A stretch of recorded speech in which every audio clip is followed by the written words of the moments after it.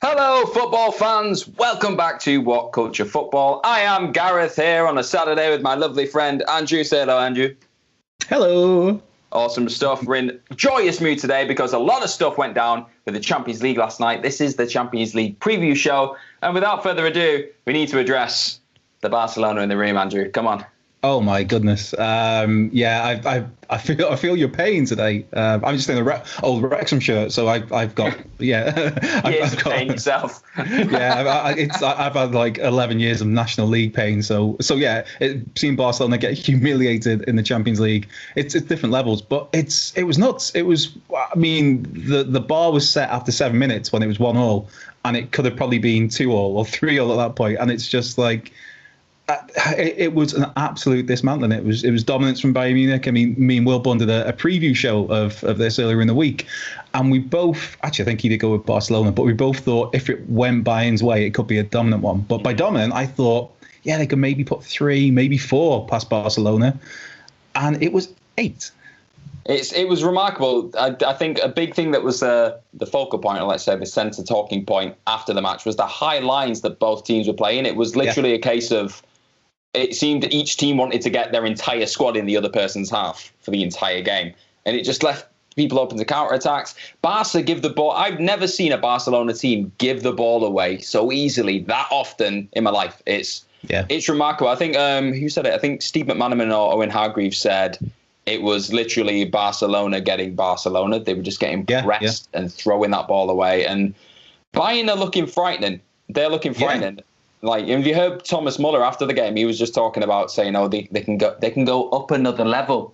So this isn't the best." We're talking double figures now. It's like what other level do you have from that? But you wouldn't put it past them. That's the thing. I mean, the talk going into this was that this is a very good Bayern team. I think they'd only drawn 1 game in 2020, and the rest they've won. Some nuts stat like that as they stroll to another Bundesliga title. And the talk on the other side was, oh, this is a Barca team that isn't quite what we expect from a Barca team. And it was all coming down to, in the hype before the game, of, but they've got Leo Messi. If Messi's on it, then that's a game changer. Arguably the greatest footballer of all time.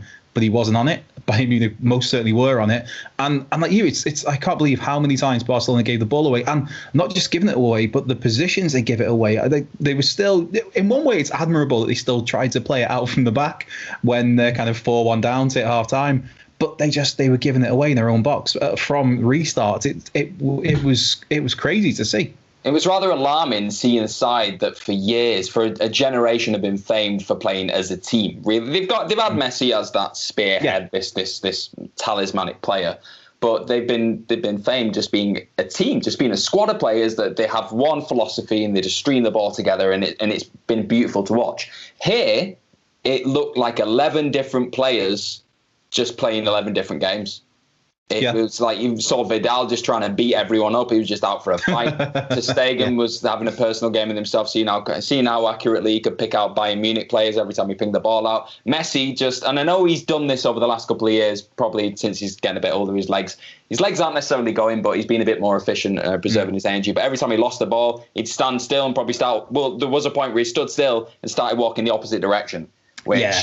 If he's your captain, if he's your talisman, I get it. He's your big attacking outlet and he's the guy who's going to get you all the goals. But you've got to show something, or nobody else is going to look to. If you're not putting in a shift to try and get back and just do something, those players around you are just going to look at him and go, well, he's not trying. He's the best player we've got. So what am I doing? Yeah. He can't be bothered. Why should I? And I'm sure when that happened, that might have been the 6th goal. It's so hard to keep track of what happened for what goals. I'm sure that was the 6th one, but there was one where Messi gave it away, just turned his back, kind of walking up the pitch, and then Bayern Munich go and score. And obviously, Philippe Coutinho coming off the bench on loan from Barcelona, getting a brace at the death as well. But that was the thing. It was this. It was normally you see these games where it's 4-1 at half time and maybe it'll get to, I don't know, you'll get a 5-1 or a 5-2 and that's it. Or I think Rio Ferdinand talked about after the game how he's been in those games where you take your foot off the gas because the other team aren't going to press because they just want to see out that next 45 minutes. You don't need to waste any more energy because you've already got the win in the bag. But Bayern Munich weren't doing that. They were just as long as that game was going on. If that game went on an extra 10 minutes, Bayern Munich would have carried on trying to get an extra goal, and they'd probably got an extra 3 or 4. It's in terms of statements. I mean, they're going to be playing the winner of tonight's game, Manchester City and Lyon, which we'll get to in a second. If you're Manchester City or Lyon, it's like, wow, it doesn't. I can't think of a bigger statement that's been made in Champions League football in recent history, really. Exactly, and because you mentioned it, we might as well go into it now. But in this game tonight, this City-Lyon game, there's a danger. There's a real danger here that City go into this game against Lyon, who they finished, was it seventh? Seventh in the league in France this year, which they are probably the least favoured squad left in the competition. Let's be honest, in terms of the competition, but I think there's a real danger now that City go into this match with that mentality of, let's look forward to Bayern. Now we're going to break down Bayern. A lot of the talk again after the game last night was, City will be able to take advantage of this Bayern team to get past Lyon because they play a really high line. They can get in behind. Sterling will be licking his lips at the prospect. But we've seen it time and time again. These big teams, City being one of these big teams, go into these games and just think, we'll get by these. They did it with Tottenham. I think it was Tottenham last year. They went, we've got the pedigree. We've beaten Tottenham so many times in the league. We'll do them easy. But it's the Champions League. Anything can happen. I think Lyon are going to be focused. They're going to be fired up for this game. They're going to want to beat Pep Guardiola's City. Pep's going to go into it thinking, right, this is one of my last chances really to do something big in this competition with City. If he does last a couple of years, he's probably going to be gone maybe after next year, you'd imagine. Possibly. So a lot riding on this game.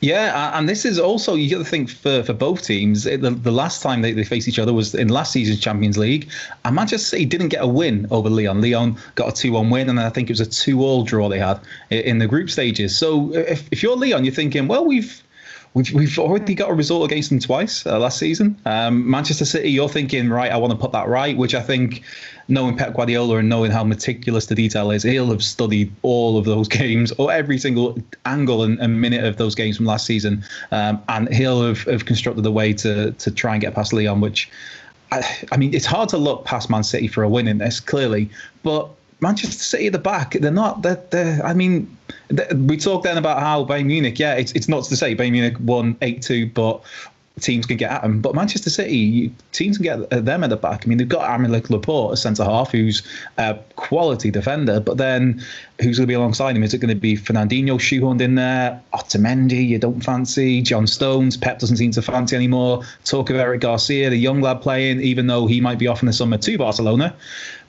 So it's Kyle Walker is great at certain things, but his positioning can go all over the place at times. He gets a bit carried away with himself, and same with Benjamin Mendy on the left side. So it's a Manchester City backline that you can get at, and especially when you look at Lyon and they've got a rejuvenated Memphis Depay. I love that fella. Just so entertaining to watch as a neutral, because he's just a bit mad, a bit erratic, shoots from wherever he fancies. But when it works, he's brilliant. So you've got Memphis, you've got Bertrand Traore, they've got Maxwell Cornet. I think Memphis as well. I think Depay's got 6 and 6 in the Champions League so far. So there's a lot of pace there, it got to Man City the last time they played last season. And City will I think Lyon will have chances. I think City will be on the back foot at times. But then you always fancy Manchester City to go at the other end and probably score 6. Exactly, and don't let this Barcelona kit fool you. At heart, I'm a Manchester United man. So if I saw Memphis tonight absolutely rip apart that Man City defence, there is nothing that would make me happier. Hopefully, I think we're in for a game, an unexpected game. I think so many of these peculiar, just one-round quarterfinals and semi-finals have just delivered beyond compare, really. I think we're all expecting people just to not exactly take it as seriously as times in the past, because it feels like a light version of a Champions League tournament in a weird way, even though it's really cool having it all condensed. But yeah, I think they've delivered, and I think this one will deliver too. But I think the big thing we need to keep addressing is what happened last night, because it's very rare you see a team of that size, that stature, get humbled in this way. And I think it's been a long time coming. If you look at over the last couple of years, every time they've got into the knockout stages, something seems that mentality, that steely mentality that they had for so many years under Pep and under other managers, seems to have dwindled. I don't know whether it's because players have left or whether the older players are just losing the legs, really, for want of a better phrase.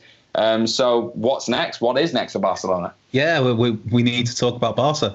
Clearly, that's the kind of that's the big feature of this podcast, I guess, of this video, because it's hard not to address Barcelona. There are other stories we'll talk about, but the news this morning from Fabrizio Romano, who is one of the most trusted journalists on the planet, is reporting that Quique Setién has already been sacked by Barcelona as manager, although there's no official news on that. But it seems, I mean, going into this game, there was talk of Setién being replaced ahead of next season, even if he went through and won the Champions League, because just Barcelona. It's not that the poor fella only got the job in January, and then obviously he had the thing to deal with in the middle of a year that we've all had to deal with, and then they finally get going. Real Madrid go top of the league, win the La Liga, and then they get turned over by a very impressive Bayern Munich team. So it looks like Quique Setién's time at Barcelona is coming to an end. And then it's a case of who comes in and takes that job next. Xavi is always mentioned for this job, and Mauricio Pochettino's been mentioned for the job. It's Ronald Koeman, the current Netherlands manager, and then Marcelo Gallardo as well at River Plate is another one who, I mean, used to play. Well, I think he had 3 stints to play at River Plate, then dabbled at Monaco, went back to River Plate, dabbled at Paris Saint-Germain. Was one of those players who I think we're going to see a lot of in the next decade or 20 years of this guy's the next Messi. And then for Gallardo, he was one of those who got lumbered with, he's the next Diego Maradona. Just a little thing to live up to, like Gabriel Ortega. But yeah, Gallardo has become the most successful manager in River Plate history since taking over in, I think, 2014. He's won a couple of Libertadores, essentially the South American version of the Champions League. He's one name that seems to have come out from nowhere a little bit. So he could be a front runner. Xavi himself, nobody is more in tune with Barcelona and how that Barcelona, the heart of that club is run or should be run, than Xavi. I mean, the fellow was there from the age of 11 up until when he left in 2015, maybe 25 years there. But he's come out yesterday and said, "No, I'm all right. I'm cool. This is good. I'm staying at Al Sadd as manager in Qatar." He doesn't want it just yet, because I think probably he realizes what a poison chalice it is right now. There's so much work that needs to be done. But Pochettino, he's ruled it out previously by saying, I was Espanyol manager for 3 years. I was Espanyol as a player for 2 years. Espanyol, Barcelona, city rivals. So he's got that. But I mean, if Barcelona come calling, even if you play for the rivals, it's Barcelona, man. And if you could be that manager, to reignite their fortunes, that's a tempting proposition. It really is, but I feel like based on the names you've said there, which all have they have the reasons, the fors and against, if you were to get them in the job, you need a manager, and it's something that Barca have been lacking for the last couple of years, in my mind. You need real leadership. You need somebody who's going to come in, who's going to take command and just be a face of the squad in a weird way. I don't feel like they've had that in so many years. Probably since maybe Tito Villanova, maybe. There's somebody where you come in and you go, right, he's commanding this squad. There's a lot of big names in there, but he's the boss still. Like, I don't think they've had that for a while, and it showed. I think it's become a player-led team in a weird way. Yeah. That never works out. In the long run, you might get some limited short-term success with it, but it never works out in the long run because players aren't managers. It's just the way it is. Xavi's clever. I think Xavi, he's been put in a very similar position there in the last couple of weeks to what, let's say, Frank Lampard has at Chelsea. Whereas Frank Lampard cut his teeth a little bit in the Championship, had a decent run there, and came into a Chelsea squad where Chelsea are never going to have as much pressure as what there is for Barcelona. Do you know what I mean? You're not going to get thrown into that level of spotlight. And I wouldn't say the Chelsea team was in as bad a position as what the Barca squad is at this point, based on the players that they've got there. Like, Chelsea weren't getting beaten 8-2 in a quarter-final of the Champions League. It just wasn't happening. So I think he's tempting. He's literally seeing that situation and going, nope, that's not a good idea for now, but I'll be in touch. Pochettino, great. I think he would fit perfectly. I think he is a man that's proven that he's brilliant at man managing. He's handled big egos, let's say, at Tottenham to a certain extent. Harry Kane's obviously such a big star of that team, and he handled him so well and everything else. But like you said, there's the Espanyol link, so it's not as cut and dry as what many people think. And then you're left just looking back, and you got the River Plate manager, like you said. But there's not a whole host of managers available that would jump at the chance to try and stop that sinking ship from going under, really, because a lot of the big titans of managing right now are in the Premier League, and they're quite happy to stay in the Premier League, really, because it's one of the most competitive competition on the planet. Yeah. Barcelona just doesn't look as appealing as it did when you had the likes of Neymar there and Suarez on all cylinders and Messi just dictating whatever game he please. It's not the same team. So are they going to have to recruit or promote from within again? Go like what they did with Pep Guardiola? Bring somebody up. But that's a definite option. But it's such an uncertain period right now for Barcelona. Yeah, man. See, I partly when I'm looking at the candidates, the one that jumps out as, because I think the way you described them was perfect about how it's become a player-run club. Mm-hmm. The player power there. I mean, it was surprising when Gerard Piqué after the game last night and said, "Look, we need changes from the top to the bottom, and if that means I need to go as a part of that, fair play." But it seems like it's become a little bit like how Real Madrid was probably 10 years ago when it was Sergio Ramos, Iker Casillas had all the power, and we saw they had a very public button of heads with Jose Mourinho that ended up in Jose getting the boot. And those players, obviously Casillas left, but Sergio Ramos has shown how well he can play and how much of a positive influence he is on the squad when he's got a manager there that he wants to play for, like Zinedine Zidane. But I think with Barca, to me, Ronald Koeman is the one that I can see getting it. Currently the Netherlands manager, been there for 2 years, a Barca legend, won a European Cup for him, was there for 6 years as a player, played just under 200 games, I think, and I looked into this morning, 67 goals in just under 200 games for essentially a sweeper. I love Ronald Koeman. It's just nuts stats. As a manager, questionable, but as a footballer, what a player. But he's talked about the Barca job before. He's kind of ruled it out I think it's about a year ago he ruled it out. But now we're at a time when he might be more open to it. You're looking as a national team manager, when is international football going to get back? Who knows on that? So it for me, maybe it could be a good timing. He's not quite as synonymous with the club, obviously, as Xavi, but he's a club legend there, so it'd get the fans on side. You'd like to think some of the players would want to play for him just because of his status with the club, especially those players that are ingrained in Barcelona. But yeah, it's a rebuilding job from, it just seems, from every angle at Barcelona. I mean, the playing squad. Yeah, exactly. Like that's a good thing to touch into now. When we're looking at that team, obviously we talked about bringing in a new manager, but I think, as Piqué alluded to, I think there's going to need to be a certain amount of changes in that squad. It's going to need some youth pumping into it. But at this moment in time, do Barcelona have the funds to bring in, to make wholesale changes and just bring in all these stars of tomorrow? What was it, Eric Garcia, all these brilliant players.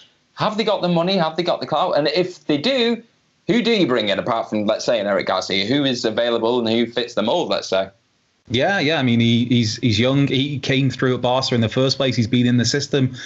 He's a young Spanish, classy centre half, very much like Gerard Piqué in waiting sort of thing. So, and with Piqué at 33, and like we've said there about how fair play to him as well for that, for coming out and saying, look, if I need to go, if I'm part of the problem, let me know. I want to do what's best for the club. And not many players would do that, especially when they're on whatever wedge that Piqué's on. But yeah, Garcia very much, it seems like he'd be a great next step when Piqué does decide to leave Barca or he is phased out the squad. But other than that, I mean, that to me, that is the model they've got to look at right now, because it's been made very public that Barcelona haven't got the funds that Barcelona maybe had previously. There's not a lot of money for them to splash around. I mean, Arta's gone to Juventus. Well, going to Juventus next month for I think 60 million. I don't know what the crack is in terms of how much of that has been paid already, whether it'll be in installments, but that's some income there. Yeah. Then there's a big one. I think a lot of Barca's plans hinge on one, whether they can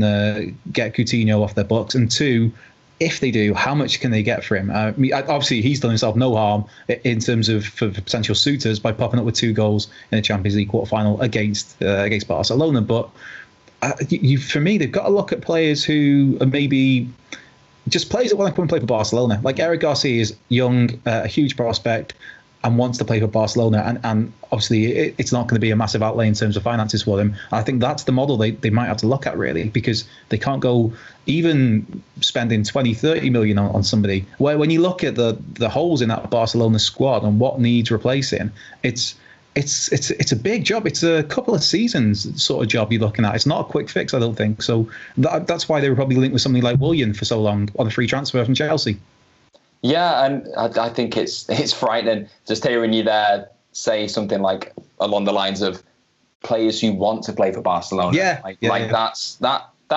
Even just 2 years ago, every player on the planet wants to play for Barcelona. Whereas now, they maybe are, I don't know, suffering from, and this does pain me to say it, the Manchester United syndrome of maybe a couple of years back, where it's, okay, they're a huge club, but at this moment in time, do I really want to go to Manchester United? It doesn't seem like there's a clear vision, a manager that necessarily knows what they're doing. It's an odd time. Like you said there, like we've touched on a few times, I think bringing in younger players, maybe even again from within the academy, just promoting a few players, sink or swim. I'm not being funny. If they're coming from La Masia, it's... if any players can swim, I think they're going to be okay. It might be a case of that. Look at where they've had most of their success. Yeah, they brought in a few decent world-class players that have hit the ground running, but for the most part, they're promoted from within. And the likes of Messi, Xavi, Iniesta.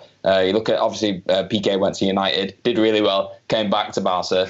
Did even better. Did even better. Do you know what I mean? Like they've had all this success because they've not gone looking. I think in terms of transfer market strategy over the last couple of years, they've been blinded by these big mega money deals. We got rid of Neymar, so we need to just splash the cash. Whereas just a few seasons before that, it was more on, okay, where can we invest this money to bring in not necessarily finished article stars, but people who fit the mold and who were going to evolve over the next couple of years? Because maybe because they had the time to do that, because they had already a few world-class stars there just holding the team up. Maybe they don't have that luxury at this point. Yeah. But it's an insane... I keep catching myself talking about Barcelona, the team of a generation right now. It seems like they're in free fall. It's going to be a very peculiar summer. I think when you look at it as well, who have they got the sellable assets? That all the great players they've had. I mean, obviously Messi.